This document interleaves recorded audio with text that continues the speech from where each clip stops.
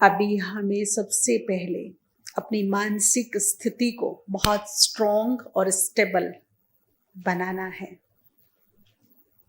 Strong भी हो और स्टेबल भी हो। जैसे श्रीमद् भगवद गीता में लिखा है कि जो योगी होते हैं, वास्तव में जो योगी होते हैं, वो स्थिर चित्त होते हैं। उनका चित्त विचलित नहीं होता। सुख हो या दुख हो, मान अपमान, लाभ हानि, ये तो हमारी लाइफ के हिस्से हैं, पार्ट हैं, आएंगे जाएंगे, आएंगे जाएंगे। परंतु इनका जो प्रभाव है वो मेरे मन पर ना पड़े, मेरे मन को ये इफेक्ट ना डाले, तो हम स्थिर प्रज्ञा की जो एक संज्ञा है वो प्राप्त कर सकते हैं, एक स्थिति प्राप्त कर सकते हैं। और आने वाले समय की डिमांड भी यही है, मन स्ट्रॉन्ग, स्टेबल। क्योंकि समय दिनों दिन बहुत ही चैलेंज लेकर आ रहा है। आप सभी देख रहे होंगे पिछले 6-8 महीने में जो आपके आसपास हैं, संबंध संपर्क में हैं, कॉन्टेक्ट सोल्स हैं, हिसाब किताब कुछ ज्यादा ही नहीं तेजी से बढ़ रहे हैं। फील हो रहा है ऐसा जी? ये जो 63 जन्मों के दबे पड़े हैं ना अंदर, ये उभर उभर के निकल के बाहर आ रहे हैं। क्लीनिंग हो रही है आत्मा की, अच्छी तरह से क्लीनिंग हो रही है। तो हमारे लिए ऑप्शन है सबसे पहले आत्मा को नीट एंड क्लीन करने के लिए, उसमें भी मन और अंतर मन को स्वच्छ बनाने के लिए सबसे बेस्ट तरीका है, मन में किसी के लिए भी कोई गिला शिकवा है, शिकायतें हैं, कोई पूर्व के या इस जन्म के कार्मिक अकाउंट के कारण मन पे बोझ है, बदले का भाव है, क्रोध है, ईर्ष्या है, आज इस दिन उसको साफ करेंगे, डिलीट। मन बिल्कुल स्वच्छ, किसी के लिए भी कुछ नहीं, क्योंकि अब हमें समय इजाजत नहीं देता, भगवान तो देता ही नहीं है, लेकिन अब समय भी नहीं देता। हमें 2 बातों पर विशेष ध्यान देना है कि इस ब्रह्मांड में एक सिद्धांत है जो बहुत ही अटल है, या यूं कहें कि भगवान भी चाहे ना टालना तो शायद नहीं टलता, और जब वो सामने आता है तो भगवान भी साक्षी हो जाता है, और वो है कर्म सिद्धांत। बहुत अटल है कि नहीं? कर्म सिद्धांत हमने ऐसा देखा, अभी जो वर्तमान समय में चल रहा है, किसी ने किसी को बहुत सताया, बहुत सताया, खून के आंसू रुलाए, और जब कर्म गति सामने आई उसके अदर पर्सन के, जिसको सताया, उसके जो विरोधी तत्व थे वो, तो अब वो उनके लिए दुआ कर रहे हैं, ये प्रभु रहम करो, दया करो, ठीक कर दो, मैंने माफ कर दिया, मैंने क्षमा कर दिया, मैं दिल से इसको माफ करती हूँ, हे भगवान आप भी माफ कर दो, रहम करो। तो सबसे तीव्र पुरुषार्थ जो करना है, आप जो विशेष अटेंशन देना है, सुबह से लेकर रात तक, मनसा वाचा कर्मणा और व्यवहार से मैं किसी को भी दुख, तकलीफ, कष्ट, टेंशन ना दूं। फुल फोकस, फुल अटेंशन, ध्यान रखना है इस बात का, क्योंकि बड़ी बड़ी मोटी मोटी गांठें लगी पड़ी हैं जो अभी तक खुली नहीं है। इतनी बड़ी बड़ी गांठें बनी पड़ी है, वो खुली नहीं है अभी तक। और यदि मैंने अब जब खोलने का वक्त है, खत्म करने का वक्त है, एक समय होता है बीज डालने का, एक समय होता है फसल लेने का। लेकिन फसल लेने के समय यदि मैं बीज डाल दूं तो कब काटूंगी? ये ध्यान रखना है कि अब इजाजत नहीं है। और कर्म सिद्धांत अटल है, वो टाले भी नहीं टलता। अटल है, कर्म गति टाले नहीं टलती। इसीलिए जिसने जो भी किया है, इस जन्म में किया या पूर्व जन्म में किया है, मुझे केवल अपने मन में कुछ भाव रखने हैं। सबसे पहले क्षमा भाव। क्षमा भाव कब आएगा? जब मेरे मन में होगा शुभ भाव। शुभ भाव कब आएगा? जब मेरे मन में होगा दया का भाव, मैं मर्सीफुल होंगी, रहम मेरे मन में होगा, तो उससे मेरे मन में शुभ भाव पैदा होगा। शुभ भाव पैदा होगा तो मेरे दिल से क्षमा निकलेगी, माफी निकलेगी। मैं माफ कर भी सकूंगी और माफी मांग भी सकूंगी। लेकिन जब तक ये भाव मेरे अंदर पैदा नहीं होंगे, तब तक क्षमा दिल से नहीं निकल सकती, ना दिल से मैं मांग सकती। और जो कर्म बंधन है, जो कर्म अटल अखंड हो चुके हैं, उनको मैं काट नहीं पाऊंगी, डाउन नहीं कर पाऊंगी। तो क्षमा हर हालत में मेरे लिए बहुत ही फायदेमंद है, क्योंकि ये एक तो मेरे मन को क्लीन करता है, और दूसरा क्या करता है, जो कर्म बंधन है उनको काटने का काम करता है, उन्हें डाउन करने का काम करता है। आपसे कोई मिस्टेक हो गई, जाने अनजाने में कोई मिस्टेक हो गई, और वो मिस्टेक अब आपको रियलाइज हो रही है, तो आप जाके सॉरी फील करो। कैसा लगता है? दिल से सॉरी फील किया आपने, तो सुनने वाले को भी और सुनाने वाले को भी कैसा लगता है? मन थोड़ा सा जो उग्रता से भरा, वो थोड़ा जाएगा कि नहीं, या ऐसे ही बढ़ता रहेगा? जो हाथ ऐसे बढ़ा हुआ था वो क्या हो जाएगा सॉरी सुन के? तो क्षमा सजा कम करती है। सजा कब कम होती है? जब कर्म बंधन, क्षमा मीन्स एक कॉम्प्रोमाइज है। किसी से बात बिगड़ गई तो बोलते 4 लोगों को लेके चलो कॉम्प्रोमाइज कर लेते हैं। अच्छा, जब कॉम्प्रोमाइज की बात आती है तो क्या होता है? कुछ ले दे के निपटा देते हैं मामले को, लेना देना, है ना? होता है कि नहीं? अच्छा भाई, यहां बात अटकी है, कॉम्प्रोमाइज करना है तो ले दे के पूरा करो ना, कहीं झंझट में फंस रहे हो, खत्म कर। तो यहां भी बात अटकी है, इसलिए कहीं मन अटका है, तो कहीं तन अटका है, तो कहीं संबंध अटके हैं, तो कहीं कहीं झटके लग रहे हैं, तो कहीं ना कहीं तो अटका हुआ पड़ा है। अब उसकी अटकन को खत्म करना है तो ले दे के खत्म कर दो ना। तो क्या देना है? एक तो क्षमा देना है, और दूसरा दुआएं, शुभ भावनाएं। बहुत बड़ी ताकत है दुआओं में, भगवान के महावाक्य हैं। आप सोचिए क्या महावाक्य हैं कि आपकी दुआओं में, आपकी शुभ भावनाओं में पत्थर को पानी करने की ताकत है। पत्थर को भी पानी कर सकते हैं, विरोधी को मित्र बना सकते हैं, शत्रु को मित्र बना सकते हैं, गैरों को अपना बना सकते हैं, रोग हर सकते हैं। तो ये समझ जाइए कि जब धन, दौलत, पद, पोजीशन, सगे संबंधी, सोर्स, सिफारिश सब साथ छोड़ देते हैं, होते हुए भी काम में नहीं आते।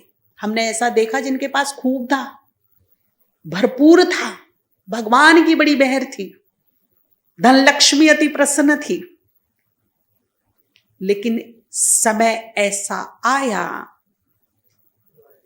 कुछ काम, एक छोटी सी मशीन है ना, जो 60,000 की थी, वो कई कई करोड़ में ले रहे थे, नहीं मिली।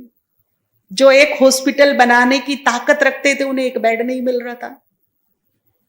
उनमें इतनी सामर्थ्य, कैपेबिलिटी है कि वो एक हॉस्पिटल बना सकते बड़े आराम से, अच्छे वाला, परंतु उस समय क्या नहीं मिल रहा था? हॉस्पिटल में एक बेड नहीं मिल रहा था।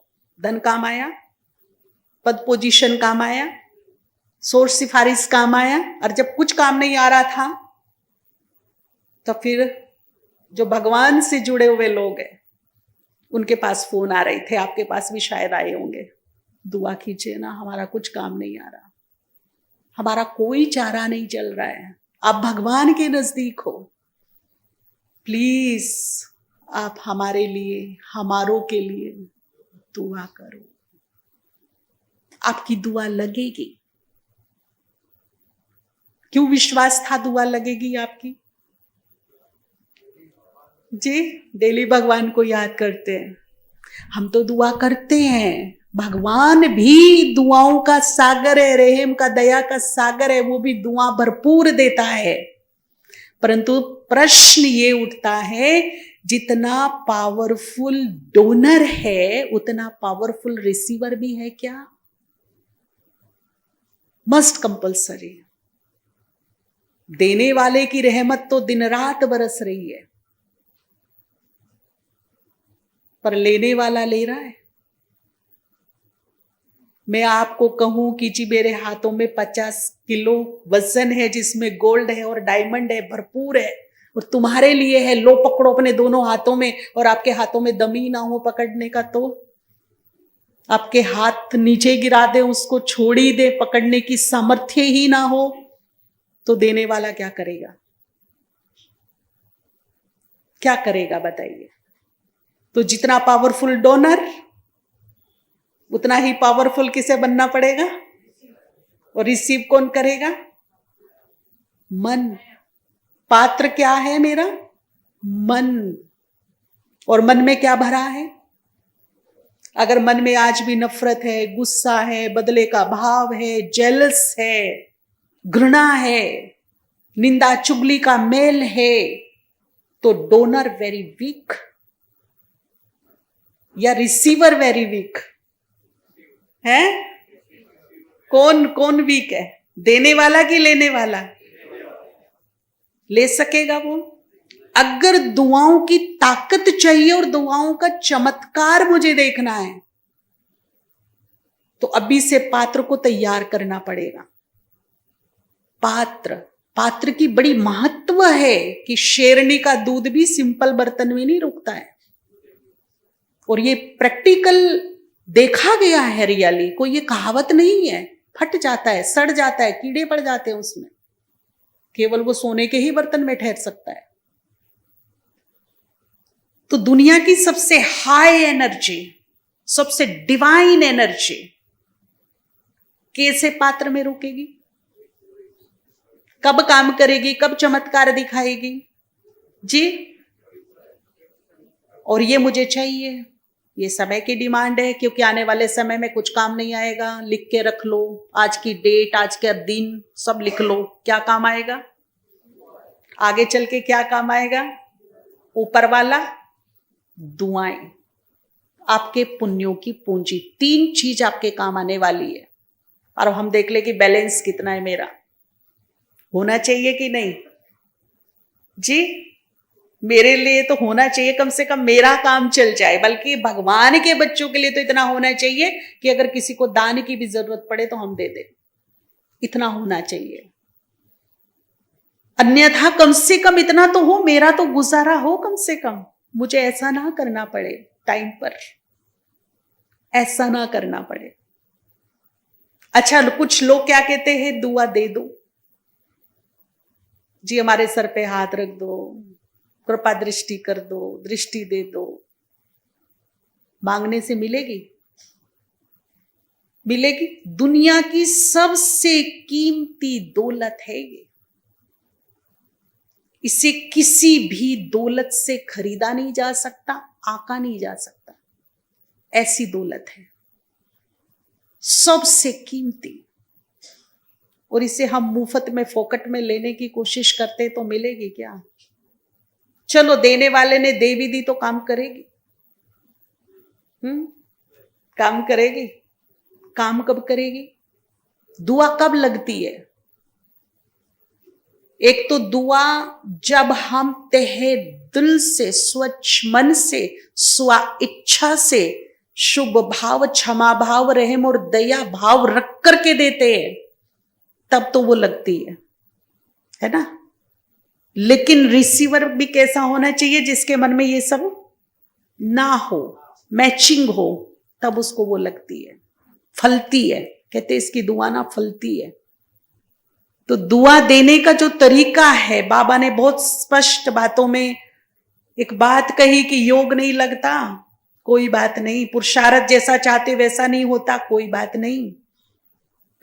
क्या करो, सिर्फ दुआएं दो, दुआएं लो, तुम्हारा योग भी लग जाएगा, तुम्हारा पुरुषार्थ भी ठीक हो जाएगा, तुम्हारा हेल्थ भी ठीक हो जाएगा, सब हो जाएगा। एक ही काम करो, क्या करो, आसान काम है।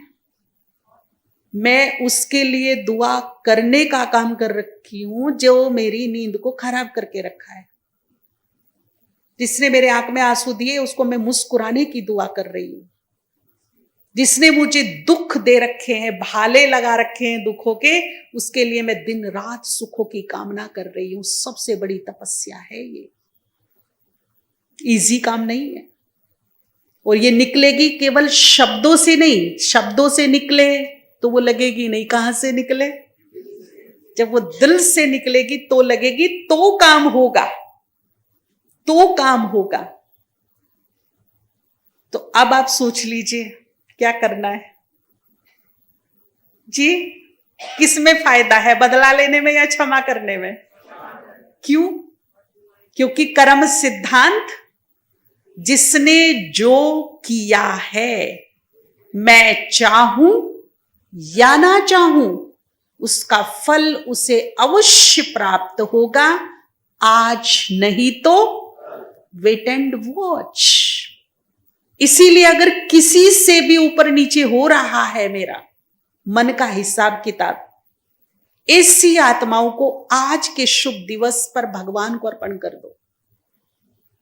इन आत्माओं से जो भी लेखा जोखा है, जो कुछ भी है, मेरी गलती है, उसकी है, अपनी के लिए मैं क्षमा चाहती हूं, उसके के लिए माफ करती हूं और तुझे ही अर्पण करती हूं। तू जान, इसके कर्म जान। मैं आज से दया भाव रखकर, प्रेम भाव, इसको क्षमा करके, इसके लिए शुभ भाव, केवल एक के ही भाव, जब भी उसका चर्चा हो, जिक्र हो, चेहरा सामने आए, तब केवल दुआ, भगवान उसका भला करे, वो सुखी रहे, स्वस्थ रहे, खुश रहे, निरोग रहे, उसका भला हो।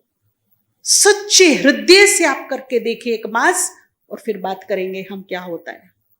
करके तो देखो, आपको पता लगेगा। जो गली गली निंदा करते थे, आज कान कान में तारीफ हो रही है आपकी। आज चेंजेस नजर आ रहे, जनाब बदले बदले से दिखाई दे रहे हैं। लेकिन बदलेंगे कब? जब मेरी वृत्ति बदलेगी। जब तक मेरी वृत्ति नहीं चेंज होगी उसके प्रति, तब तक मैं उसकी वृत्ति को नहीं बदल सकती। इसीलिए बुद्धिवानों के बुद्धिमान ने एक सिंपल सा स्लोगन दिया, तुम बदलो, जग बदल जाएगा। लेकिन मुझे कोई पहनावा, अपना रहन सहन नहीं बदलना है। मुझे क्या बदलना है? अपना मन, अपना एटीट्यूड चेंज करना है, अपनी मनसा बदलनी है, अपनी वृत्ति को चेंज, अपनी भावनाओं को चेंज, अपनी सोच को बदलना है। और जिस दिन ये आंतरिक बदलाव आएगा, स्पिरिचुअल बदलाव आएगा, उस दिन देखेंगे कि मेरे चारों तरफ बदलाव है।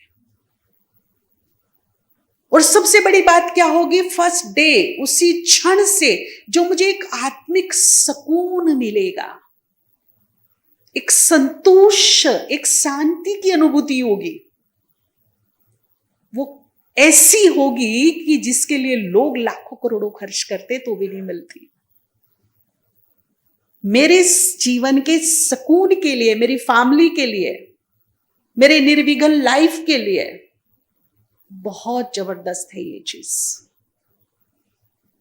तो दिल से लेनी है और दिल से देनी है। दुआ कभी मांग के नहीं मिलती है, दुआ कमानी पड़ती है, क्योंकि कीमती दौलत है और कीमत कोई भी किसी भी चीज की हो, वो कमानी पड़ती है।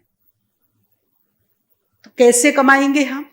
बस इतना सा ध्यान रखना है कि मेरी सोच इतनी उच्च क्वालिटी की हो, इतनी रॉयल हो, मेरे बोल इतने संयमित और सुखदायी हो, कर्म इतने ट्रांसपेरेंट हो, व्यवहार इतना सुंदर हो कि देने वाला अच्छा से दिल को खोल के छप्पर फाड़ फाड़ के दे, आपको आपके पीठ पीछे भी दे। बहुत अच्छा है, फरिश्ता है। अरे क्या कलयुग में देवता इंसान है भाई। भगवान उसका भला करे, वो सुखी रहे। अगर मेरे में अकड़ है, क्रोध है, ईगो, बोल कड़वे, तो पीठ पीछे लोग क्या कहेंगे, राक्षस है। ऐसे लोग का बुरा होता है, अंत देखना कैसा होगा इसका। अगर कोई इसके विपरीत होता है तो कोई महान है, उसकी पोलाइट नेचर है, सरल स्वभाव, सुखदाई बोल, व्यवहार सुंदर, तो पीठ पीछे क्या चर्चे होते हैं उसके, हैं?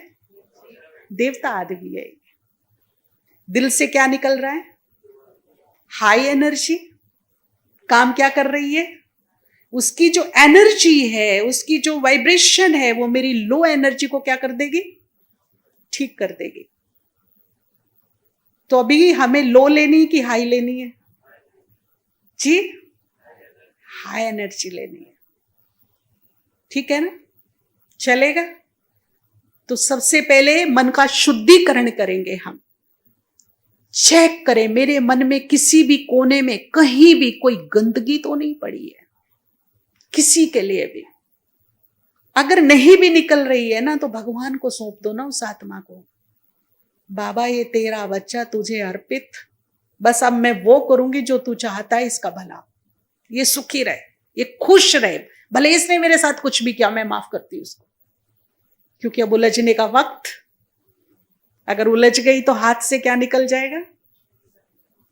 आपको जाना हो कहीं, आपकी टिकट हो रही हो और आप टाइम पे ना पहुंचो, टैक्सी वाले से 10 रुपए के लिए उलझ जाओ, और पता लग रहा है कि फ्लाइट का टाइम हो रहा है या ट्रेन का टाइम हो रहा है, और 10 रुपए के लिए मैं उलझ रही हूं टैक्सी वाले से, तो ये बुद्धिमत्ता है कि मैं 2000 का नुकसान करूं?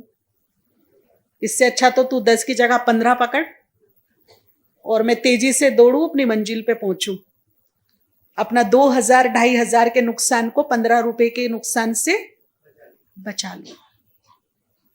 तो समझदारी इसी में ही है कि अब उलझना नहीं है। कभी कभी हमें ऐसा फील होता है जी, हम तो, हमारे पास प्रश्न आते ही है, हम राइट हैं, बिल्कुल ठीक है, पर वो दूसरा देखो ना, हमारी गलती तो बताओ, हमारी गलती कहाँ है?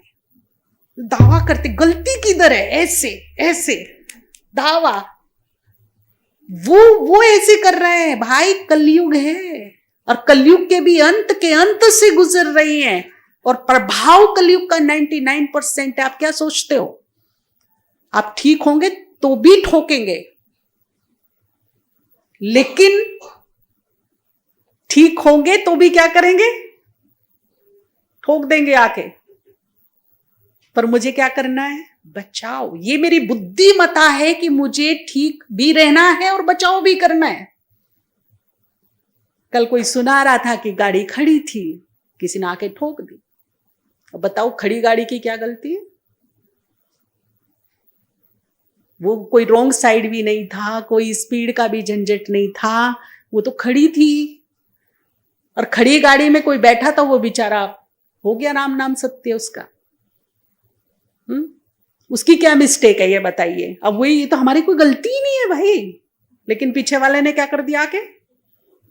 यही जीवन की भी प्रक्रिया है। हम बिल्कुल राइट है अपने घर में, परिवार में, संबंधों में, संपर्क में, समाज में, लेकिन दूसरे क्या कर रहे हैं? तो क्या करना है ऐसे में? है? एक तो ये समझ जाना है कि तेरा मेरा कुछ तो है भाई, है ना? इस जन्म का नहीं तो एक्सेप्ट कि कुछ तो है, बिना कारण।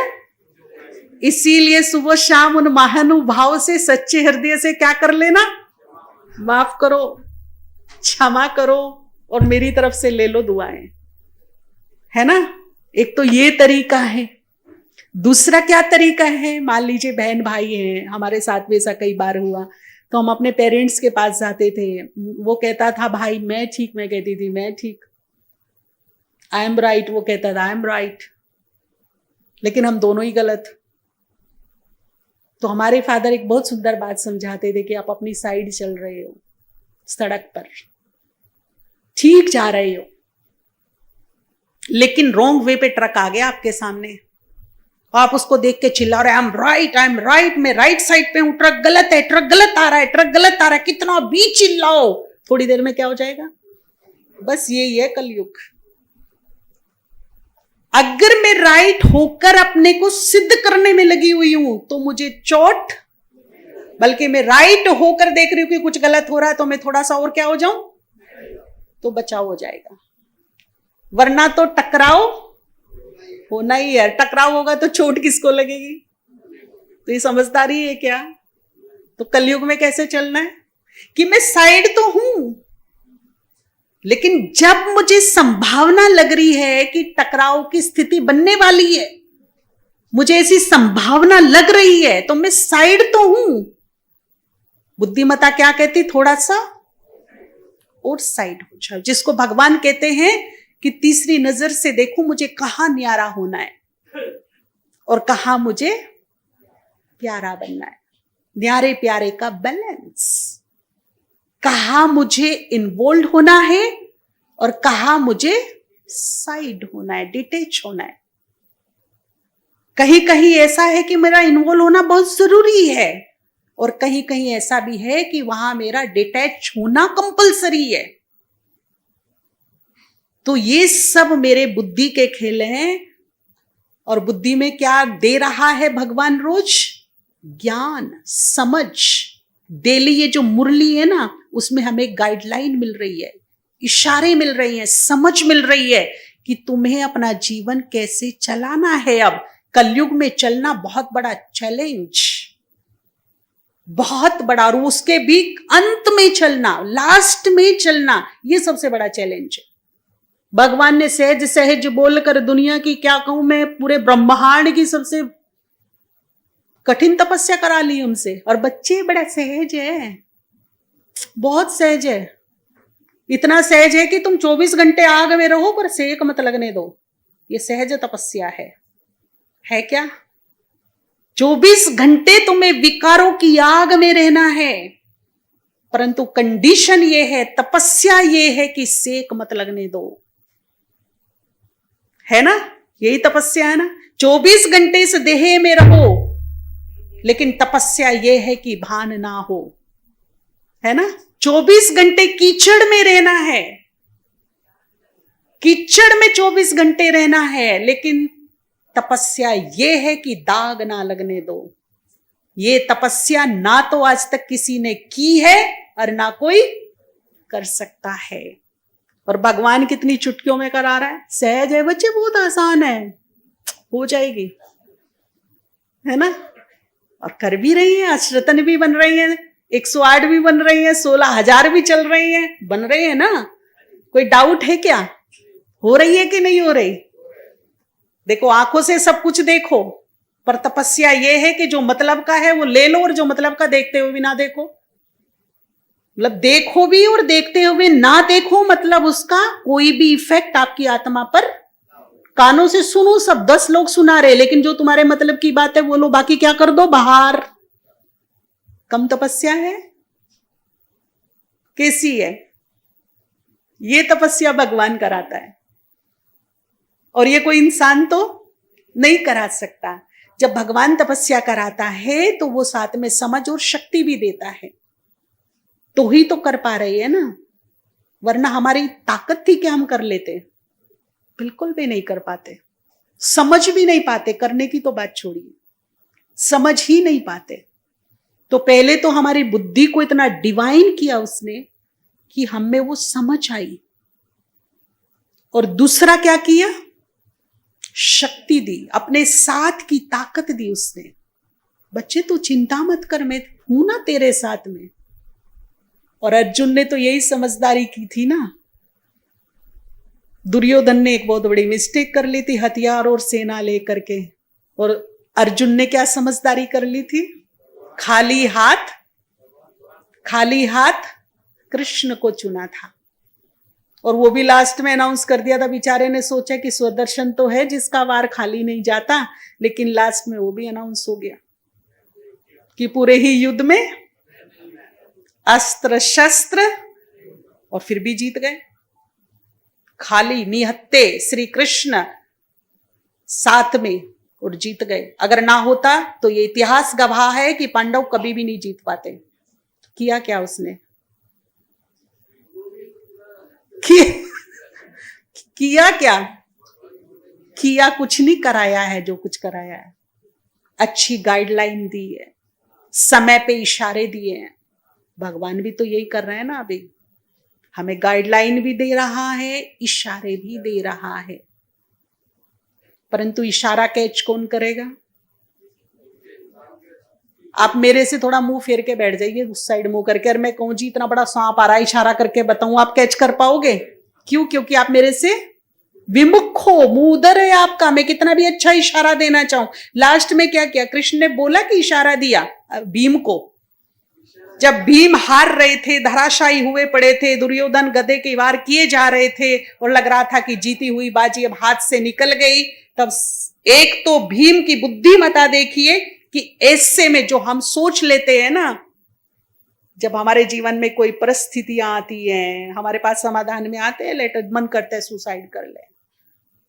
इस तरह फंस गए, ऐसे जाल में फंस गए, अब कोई जीवन का रास्ता ही नहीं बचा, मन करता है सुसाइड कर ले। ये होता है भागना, और भागने का कोई अंत नहीं, क्योंकि सृष्टि भूगोल है।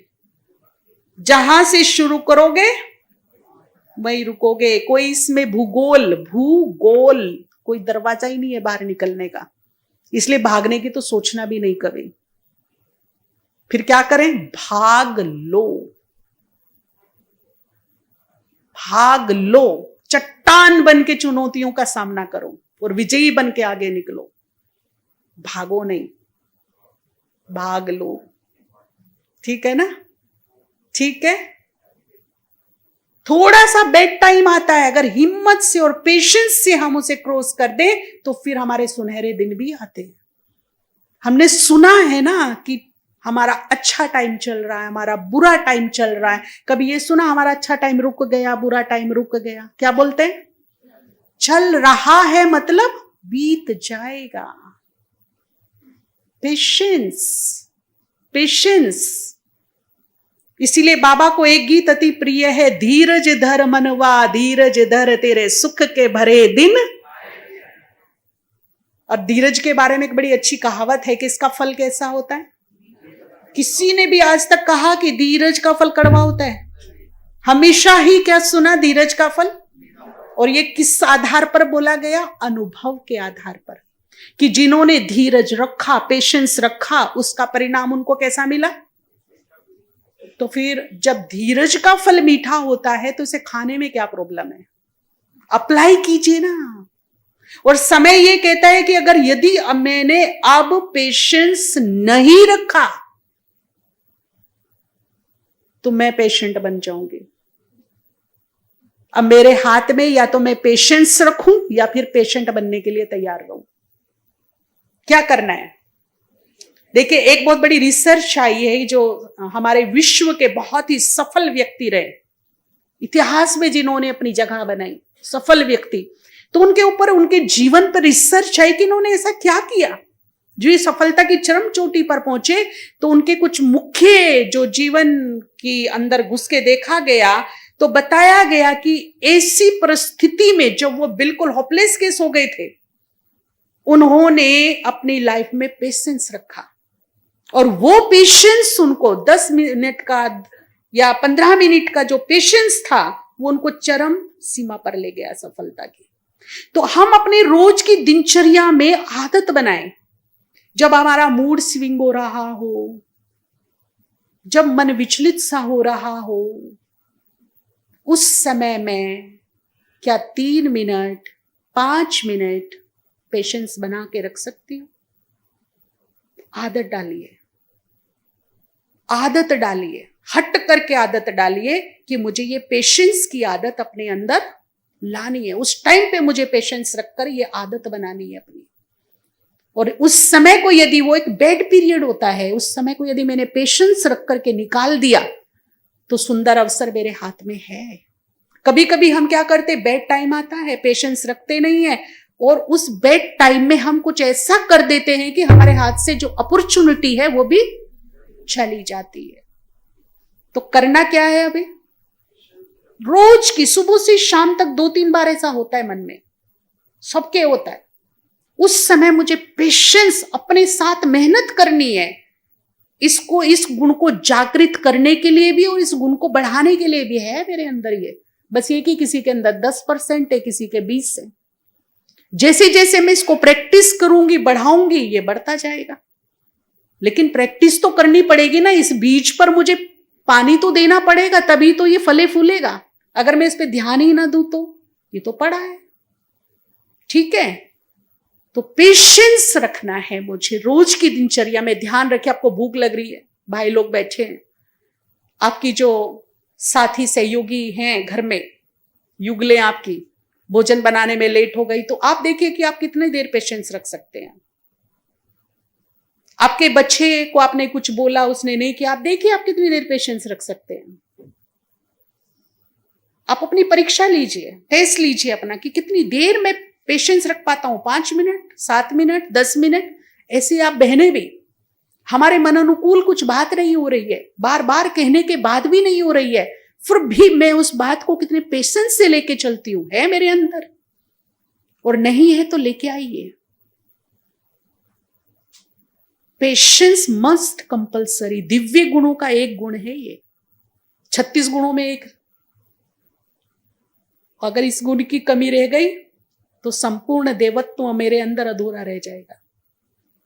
इसीलिए ये बहुत जरूरी है, बहुत जरूरी। आज से ही हम क्या करेंगे, टेस्ट करेंगे अब से ही कि मैं अपने पेशेंस को 1 मिनट से लेके 5 मिनट तक कायम रख सकती हूं। और रख सकती हूं यदि पहले 1 हफ्ता, तो यूं समझ लीजिए कि अपने सफलता की पहली सीढ़ी चढ़ ली। 1 मिनट से कितना, पहला हफ्ता कितना प्रैक्टिस करेंगे, 1 से 5 मिनट। सेकंड हफ्ता 10 तक लेकर जाएंगे, और 10 मिनट तक हम 1 महीना प्रैक्टिस करेंगे। ठीक है ना, फिर आपको मेहनत नहीं करनी पड़ेगी, फिर अपने आप ऑटोमेटिक हो जाएगा। और एक बहुत खूबसूरती के साथ हमारा व्यक्तित्व उभर के आएगा लोगों के सामने। हमें भी एक सुकून मिलेगा और दूसरों को दिखेगा चेंज। क्या चेंज आया है इनमें, है ना?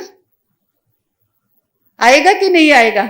जो होता है वो दिखेगा कि नहीं दिखेगा? तो करेंगे मेरे साथ सब ये पुरुषार्थ की छोटी छोटी टिप्स हैं जो हमें आंतरिक पुरुषार्थ करना है, अपने को लेकर के करना है। तो मेरे साथ, मेरा भी ये प्रैक्टिस चालू है, तो मेरे साथ आप सभी करेंगे जी। 1 महीने में फिर रिजल्ट बताइए कि हमारा कैसा रहा। अगर कुछ आपको ऊपर नीचे लग रहा है तो गाइडलाइन लीजिएगा दीदियों से, ठीक है? तो दुआएं देनी है और दुआएं। अच्छा, दूसरा महत्वपूर्ण काम क्या करना है? दूसरा महत्वपूर्ण काम क्या करना है?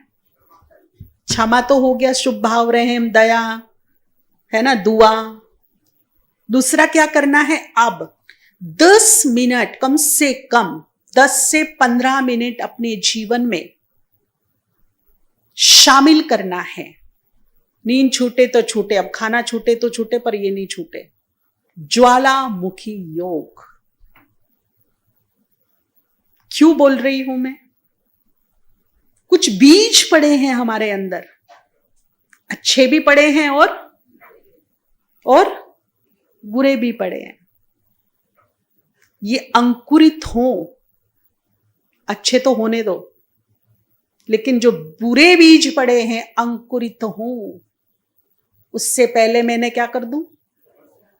जला करके भस्म कर दूं। और जला हुआ बीज आप कितनी भी अच्छी धरनी में डालिए, कितना भी अच्छा पानी खाद दीजिए, वो कभी अंकुरित होगा? तो टाइम रहते भगवान ने एक बहुत बड़ा आशीर्वाद हम पर किया है, एक बहुत बड़ी अपॉर्चुनिटी, सुंदर अवसर दिया है, एक ऑप्शन दिया है मुझे, योग और भोग।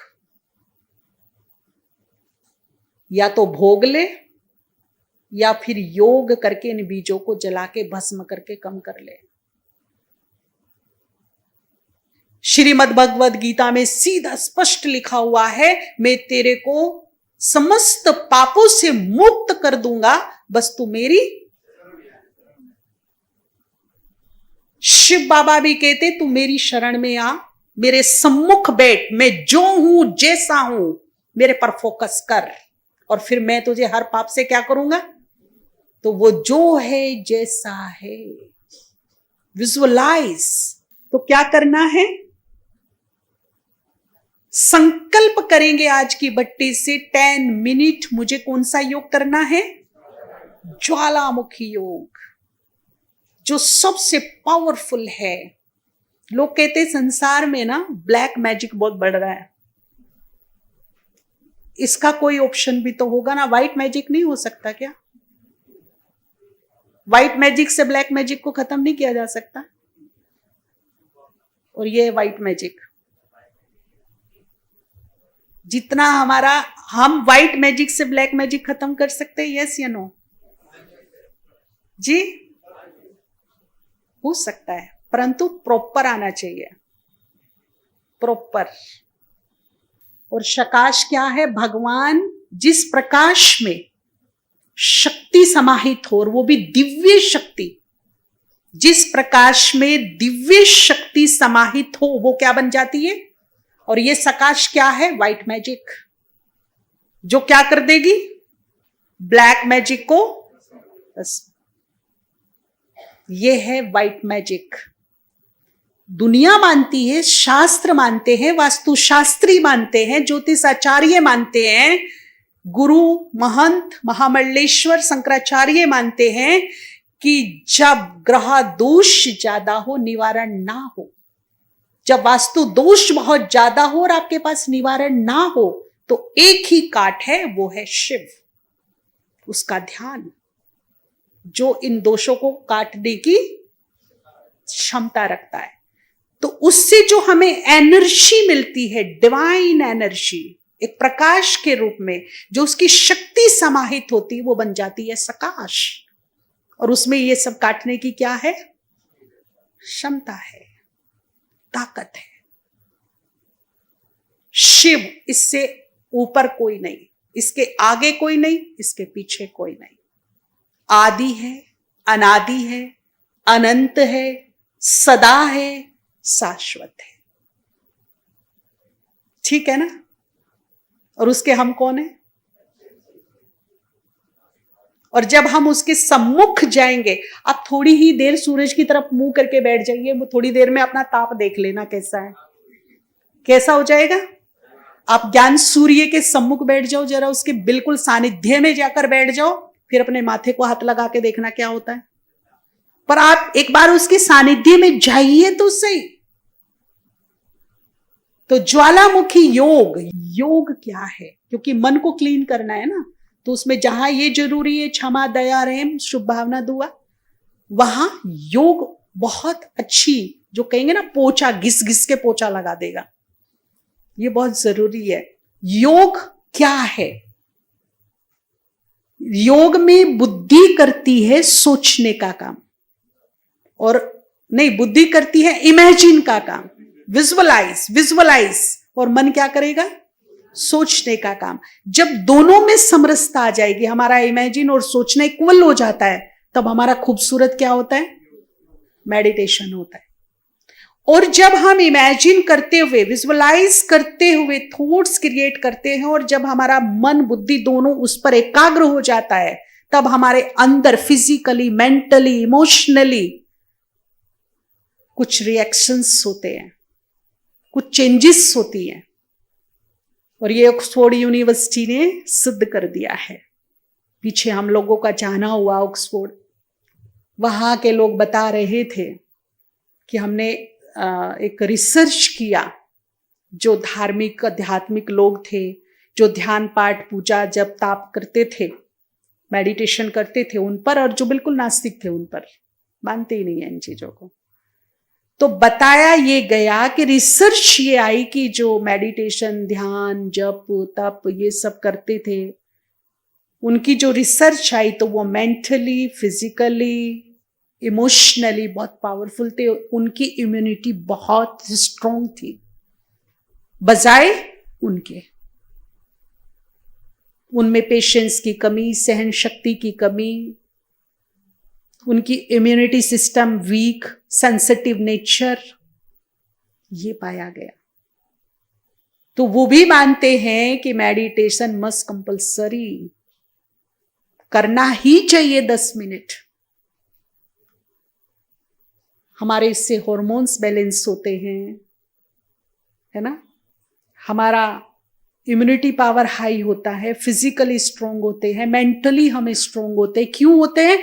क्योंकि जब इमेजिन और थॉट्स इक्वल गति में आते हैं और मन बुद्धि उस पर एकाग्र होता है, तो हमारे अंदर कुछ रिएक्शंस होते हैं, कुछ केमिकल्स का सिक्रेशंस होता है हमारे अंदर, कुछ ऐसे केमिकल्स रिलीज होते हैं ब्रेन के अंदर जो हमारी बॉडी के लिए भी अच्छे होते हैं और हमारे इमोशनल नेचर के लिए भी अच्छे होते हैं, बेस्ट होते हैं, जिनकी हम मेडिसिन लेकर के उनको हम उनका सिक्रेशन बढ़ाते हैं। तो ये उसके आधार पर होते हैं। इसके लिए हमने एक छोटी सी रिसर्च भी की, जैसे हम आपको भी कराएं, आप आंख बंद करके बैठ जाइए बिल्कुल, और आप मैं जो बोलूं वो इमेजिन कीजिएगा और वही सोचिएगा। और इमेजिन करने की ताकत ना, इमेजिन मीन्स मानसिक चित्र बनाना, वो सबके पास है। मान लीजिए आपने व्हाइट घड़ी देखी, आपके हाथ में ये व्हाइट घड़ी है ना, ये मेरे को बहुत अच्छी लगी।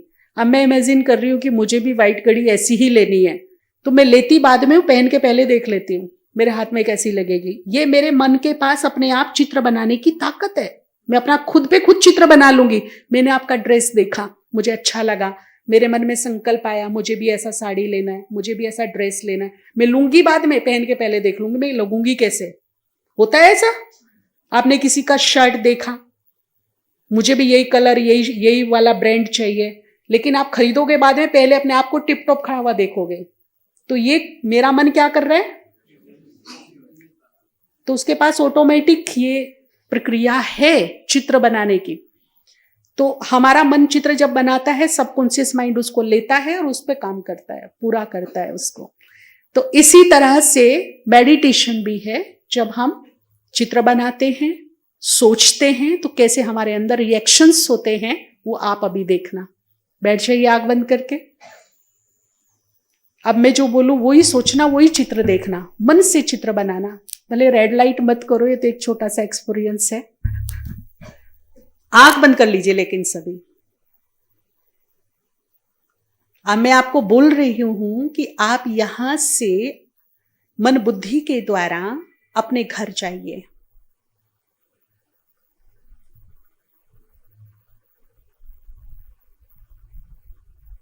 मेन गेट पर पहुंचिए, धीरे से उसको खोलकर अपने घर में एंट्री लीजिए, सीधा किचन में जाइए।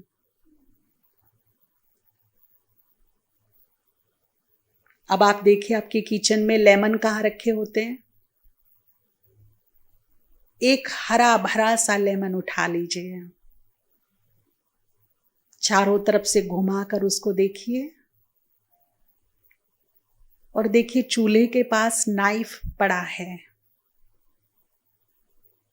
इस नाइफ को उठाइए, नींबू के 2 टुकड़े कर दीजिए। अब जो टुकड़ा कटा हुआ है उस पर देखिए तैरता हुआ फ्रेश जूस लेमन का, बूंद बूंद ऊपर ऊपर।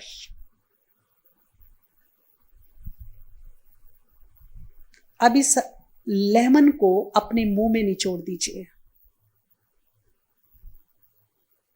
इसके टेस्ट को एंजॉय कीजिए, खट्टा खट्टा टेस्ट। आंख खोल दीजिए, आंख खोल दीजिए। कुछ हुआ? क्या हुआ? क्या हुआ? देख लिया? आपके पास लेमन था, नाइफ था, आप घर गए, केवल क्या किया जी? सोचा और क्या हो गया हमारे अंदर? लार आया कि नहीं आया? कुछ रिएक्शन हुआ कि नहीं हुआ?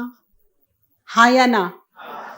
अगर इससे रिएक्शन हो सकता है केवल 1 मिनट में सोचने से और विजुअलाइज करने से, तो जब हम ऊपर जाएंगे, कुछ इमेजिन करेंगे, कुछ सोचेंगे, तो कुछ रिएक्शन होगा कि नहीं?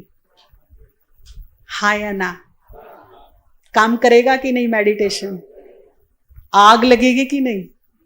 विकार जलेंगे कि नहीं? दिव्यता उभरेगी कि नहीं? होगा? होगा, सब होगा, ठीक है ना? पर कंडीशन क्या है कि नया, पुराना भस्म करना है, नया तोबा तोबा।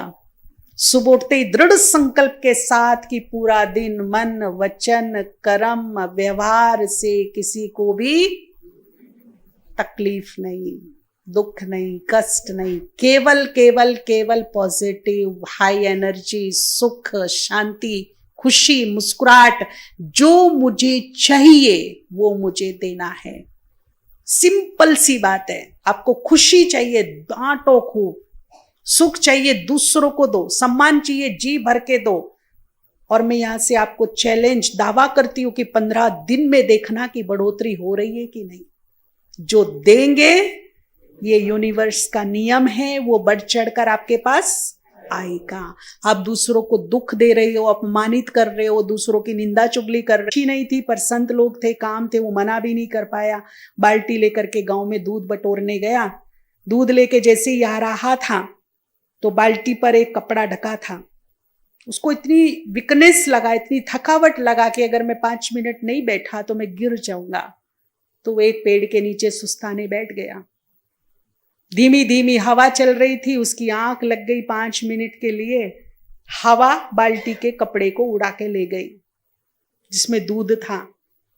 ऊपर से चील जा रही थी। चील का भोजन होता है सांप। वो विषैले सर्प को अपने मुंह में दबोच करके लेके जा रही थी। सांप पर जैसे ही चील की दांतों का प्रेशर पड़ा तो उसका मुख खुला, और मुख में सांप के क्या था? विष। मुख खुला तो विष निकल के बाल्टी में गिर गया। अब थोड़ी देर के बाद वो हेल्पर उठा, थोड़ा फ्रेश हुआ, उसने देखा कपड़ा इधर उधर वहां पड़ा, दूर तो उठा के वापस बाल्टी के ऊपर ढका और लाके रसोइया को दे दिया, बना दो खीर। बड़े प्रेम से भाव से खीर बना, भोग लगा और संतों को खिलाया गया। खीर अंदर दम बाहर। संत खत्म। अब सारे धर्म संकट में पड़ गए। इतनी भाव भावना से भोजन खिलाया गया, मिस्टेक हुई कहां? अब धर्मराज भी खुजली कर रहे हैं बैठ के सर में कि पाप किसका है। समझ ही नहीं आ रहा कि पाप है किसका, किया किसने, क्योंकि भाव तो सबके अच्छे हैं, मनसा तो किसी की खराब नहीं है थी। हेल्पर की भी कोई जानबूझकर तो नहीं किया, उसकी भी मनसा उत्तम थी। चील का भोजन सांप है, स्वाभाविक है वो खाएगी। एफिशिएंसी को बढ़ाए और फिर देखिए कि उसकी एफिशिएंसी कैसे बढ़ रही है। फिर देखिए कि उसका आत्मविश्वास कैसे बढ़ रहा है। यही बाबा सिखाता है। यही करेले से कड़वा नीम पे चढ़ा हुआ भी बैठा ना बाबा के सामने, तो भी बाबा उसको क्या कहता है? मीठे बच्चे। जबकि वो जानता है कि वो मीठा नहीं है, तो भी क्या बोलता है उसको? और क्या खूबी रही ये मीठे बच्चा, बोल बोल के बोल बोल के बोल बोल के मिठास भर दी अगले ने अंदर। भरी कि नहीं भरी? ऐसे अच्छा सुनकर मिठास बढ़ी कि नहीं? प्रैक्टिकल बताइए, यस या नो? तो जो भगवान का तरीका वो मैं अप्लाई नहीं कर सकती क्या जी? कर सकती हूं कि नहीं? हाँ या ना? ठीक है ना? ओके, ओम शांति।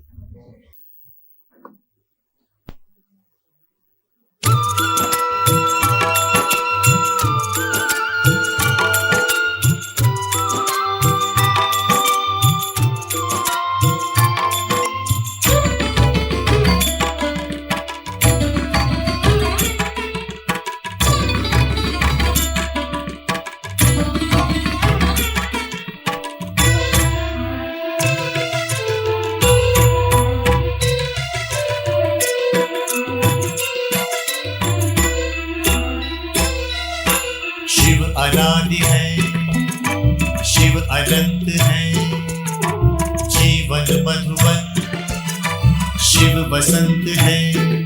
मधुबन का स्वयं श्रृंगार करता, मधुबन का स्वयं श्रृंगार कली हर फूल से वो प्यार करता, हर कली हर फूल से वो प्यार करता।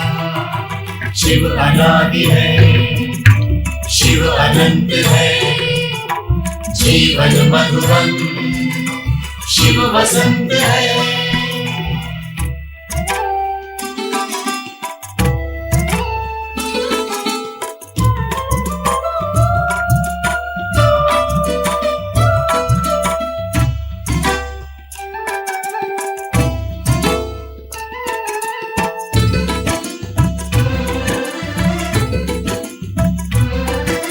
शिव है सूर्य, हम सूर्य की किरणें,